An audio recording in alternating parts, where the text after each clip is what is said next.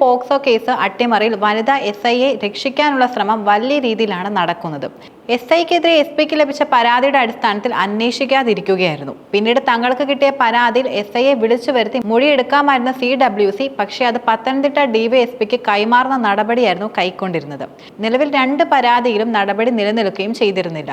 Tuition ടീച്ചറുടെ പിതാവ് 7 വയസ്സുകാരിയെ പീഡിപ്പിച്ച കേസായിരുന്നു വനിതാ എസ്ഐ കൂടുതലും അട്ടിമറിക്കാൻ ശ്രമിച്ചിരുന്നത്. കുട്ടിക്ക് നേരെ ലൈംഗിക ഉപദ്രവം ഉണ്ടായി എന്ന പരാതിയുമായി പിതാവ് തന്നെ പത്തനംതിട്ട വനിതാ പോലീസ് സ്റ്റേഷൻ SHO KR ഷെമിമോൾക്ക് മുന്നിൽ പരാതിയുമായി വരികയായിരുന്നു.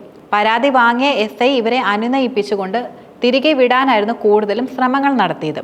മാത്രമല്ല, കേസുമായി മുന്നോട്ട് പോവുകയാണെങ്കിൽ കുട്ടിക്ക് ഭാവിയിൽ നേരിടേണ്ടി വരുന്ന ഭവിഷ്യത്തുകൾ ചൂണ്ടിക്കാണിച്ചുകൊണ്ട് ഇവരെ അനുനയിപ്പിക്കാൻ നോക്കുകയായിരുന്നു ശരിക്കും.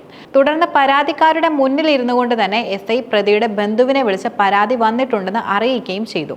അതിനുശേഷം വനിതാ സ്റ്റേഷനിൽ നിന്ന് നീതി കിട്ടില്ലെന്ന് പിതാവ് മനസ്സിലാക്കി. തുടർന്ന് പിതാവ് മകളെയും കൂട്ടി ചൈൽഡ് ലൈനിൽ പരാതി നൽകുകയായിരുന്നു.